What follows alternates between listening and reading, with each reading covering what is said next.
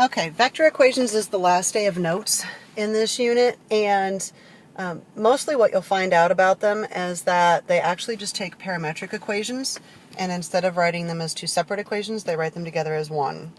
So what we do is we want to write a vector equation that describes our position along a line at any given moment in time. So we're going to be moving back and forth around on a line, okay?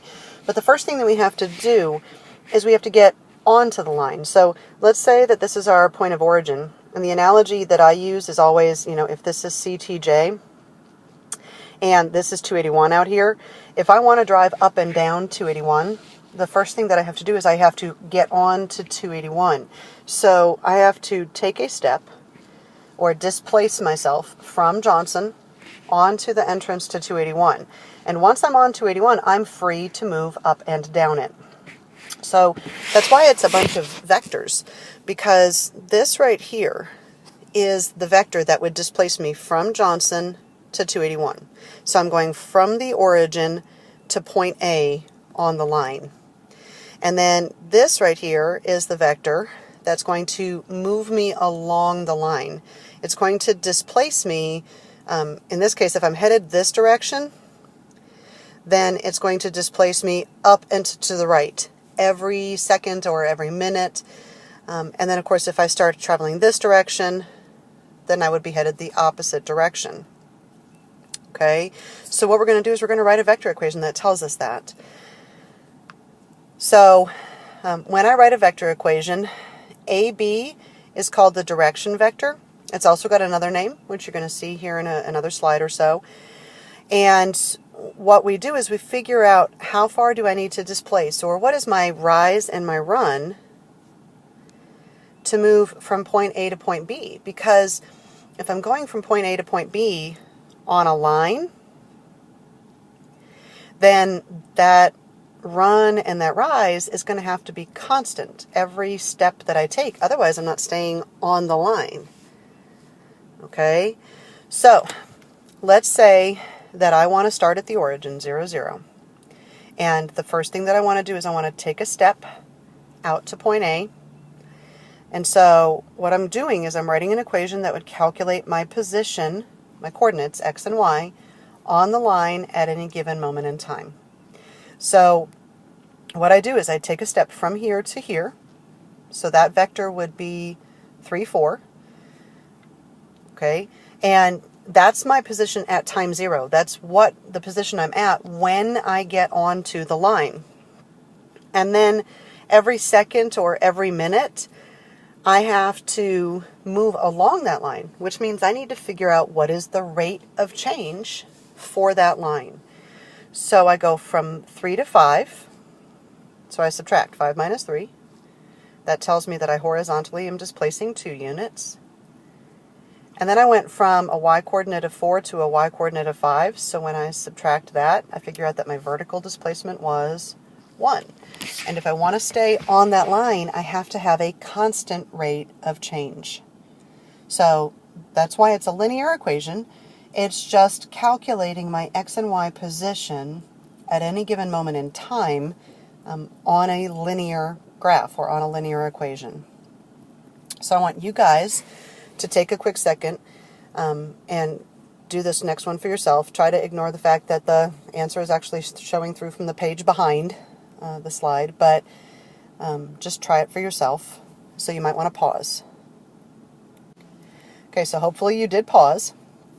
And so what you can see here is that if you start at this point and you take a step out to this point, that your initial position on the line is 5, 3, but it's written as a vector because you displaced, you moved from one point to another. And then every second or every minute, you need to figure out what your rate of change is between A and B so that if you want to stay on the line, you can keep it constant. So you're going from an x-coordinate of -5 to an x-coordinate of 2. So that means horizontally you're displacing 7. And then you're going from a y-coordinate of 3 to a y-coordinate of 6. And so you're displacing vertically 3 every second or every minute. And that's going to stay constant so that you can have a constant rate of change moving along that line.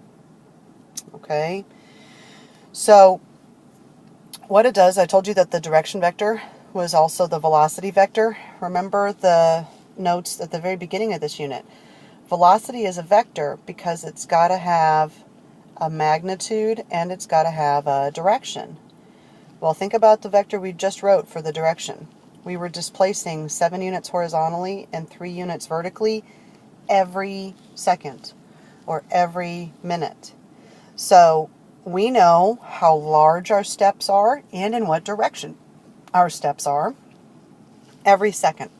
And that's what makes it a vector. Okay?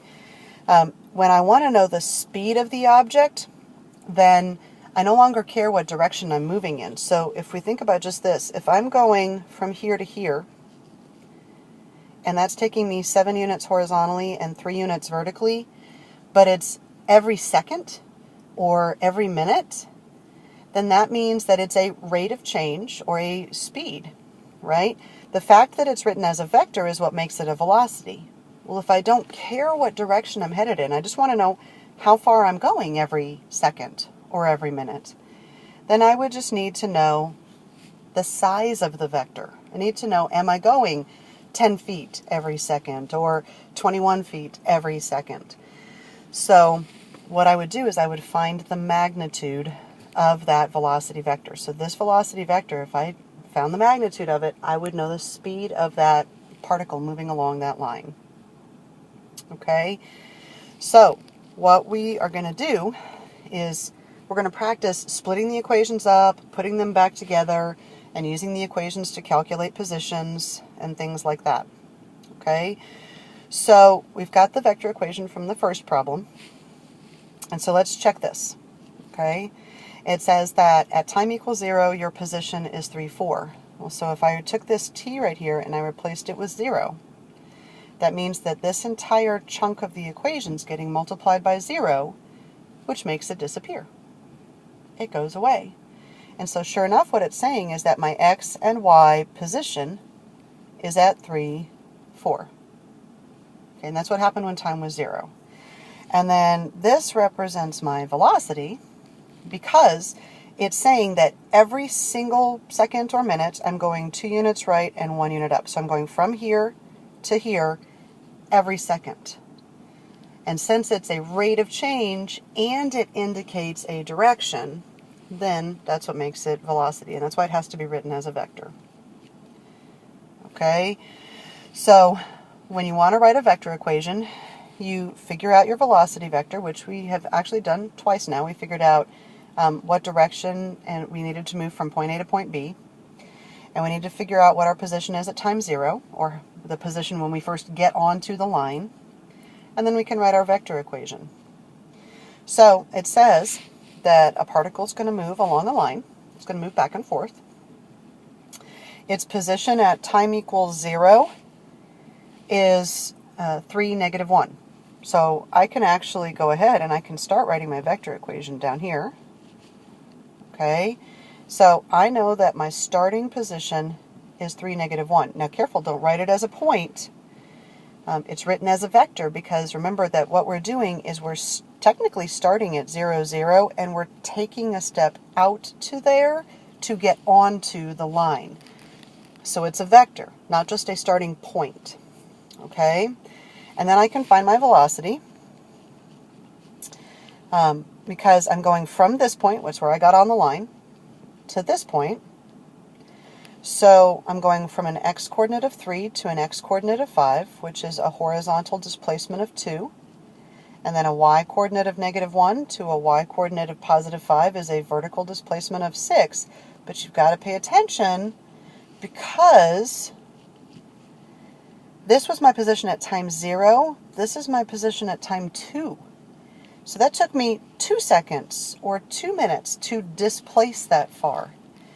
So what that means is that this is my displacement, but I did it over a period of 2 units of time. So I have to divide by 2. And so now I figured out that every second or every minute, I'm only displacing 1 unit horizontally and 3 units vertically. And so that means every second I displace that far. So there's my position vector or my velocity vector. And so there's my vector equation. It's done now. Okay. Okay, to find the speed, all you have to do is take the magnitude of the velocity. Because if you remember, a speed will tell you how fast you're going, but it won't indicate a direction. A velocity tells you how fast you're going, but it also indicates a direction. So if we look at the previous equation, this is our velocity. And so what it tells us is that every second we are going 1 unit right and 3 units up. So we're going from here to here, but we're doing it again and again and again. Okay? So all I want to know is I want to know how far am I going every second. I just need to know this size for every second. Okay? So I use my Pythagorean theorem with my components. So square root of 1 squared plus 3 squared. And so that's the square root of 10. And so what that tells me is that this is how far I'm going every second, and therefore it's my speed. Okay? The velocity, this right here, told me the same thing, but it also told me I was going right and up. So that meant that I knew not only how far I was going, but what direction I was going as well. Okay? And then the final thing is the parametric equations, which you should be able to write now because we just practiced this in class today. So remember, to do the parametric equations, you're going to take the vector equation,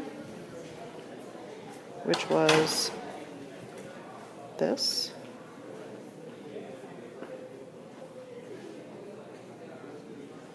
Okay, that was our vector equation. Okay, so we know that this is the starting x position for the particle, and that every second it horizontally displaces this far. And we know that this is the starting y position for the particle, and vertically it displaces this far every second.